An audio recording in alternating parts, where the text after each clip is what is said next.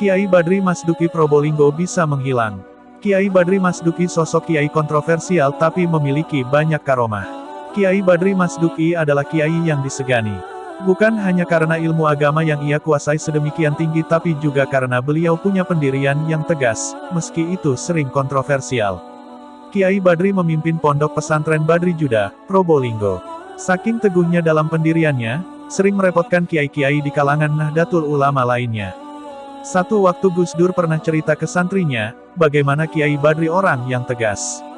Dalam satu acara Batsul Masail Forum Ulama untuk merumuskan satu masalah yang diperdebatkan, Kiai Badri ngotot pada pendiriannya, padahal kiai lainnya sudah setuju.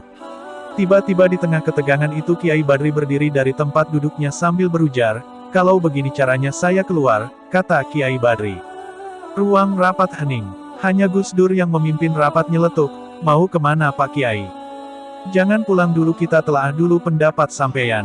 Rupanya Kiai Badri langsung menoleh dengan mimik serius, "Siapa yang mau pulang? Saya mau ke toilet."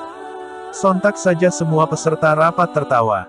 Kiai Badri adalah kiai ikut memobilisasi tanda tangan kiai di Jawa Timur untuk mendukung kembali Soeharto sebagai Presiden ke-6 dalam sidang umum MPR untuk periode pemerintahan tahun 1993 sampai tahun 1998. Kiai Badri memang penyokong PPP. Ada satu peristiwa yang menggambarkan bagaimana sikap keras Kiai Badri. Dalam sebuah forum komunikasi ulama Sunni, Fokus Jawa Timur, tanggal 31 Juli tahun 1996 para kiai dikumpulkan Gubernur Jawa Timur Basuki Sudirman dan Pangdam V. Brawijaya, Imam Utomo.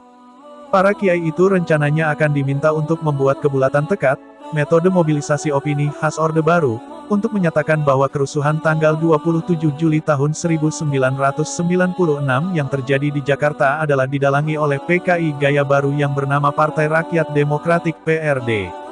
Kiai Badri termasuk yang termakan provokasi pemerintah dan ABRI. Kiai Badri bahkan setuju bahwa kerusuhan yang terjadi itu oleh PRD.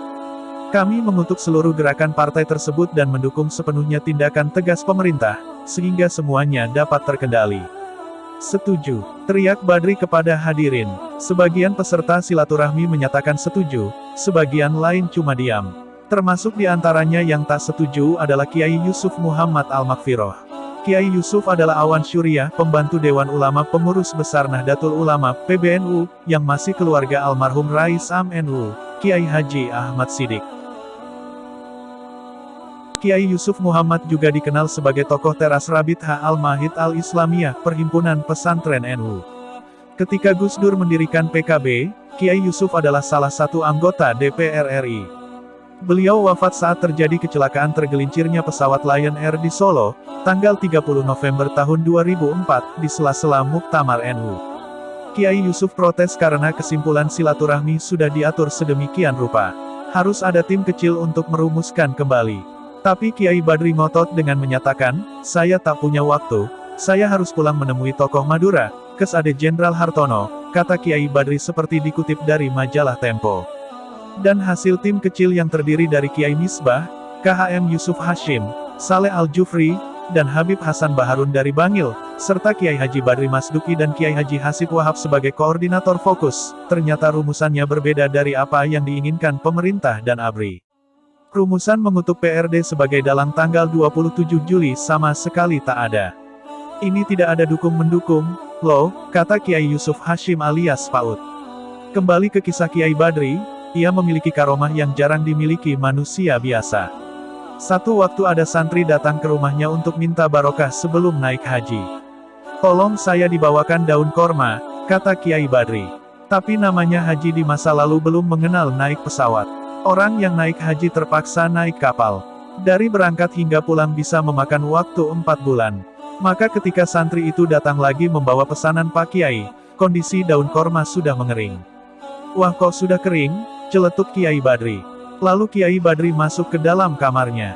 Sesaat waktu kemudian, ia keluar sambil membawa daun korma yang masih segar dan masih ada getahnya. "Daun korma seperti ini dong," seloroh Kiai Badri yang membuat semua orang di ruang tamu itu kaget. Entah dari mana asal-usul daun korma di kamar Kiai Badri yang jelas-jelas tak memiliki pohon korma. Di kalangan santri, Kiai Badri memiliki keampuhan. Salah satu yang sering diceritakan adalah kemampuannya menghilang. Di masa penjajahan Belanda ia sering dikejar-kejar tentara. Sampailah satu waktu tertangkap dan dipenjara. Setiap malam Kiai Badri keluar dari penjara yang dijaga banyak tentara itu. Penjaga hanya mendapati sorban Kiai masih teronggok di balik terali besi. Menjelang subuh Kiai Badri sudah ada di penjara lagi.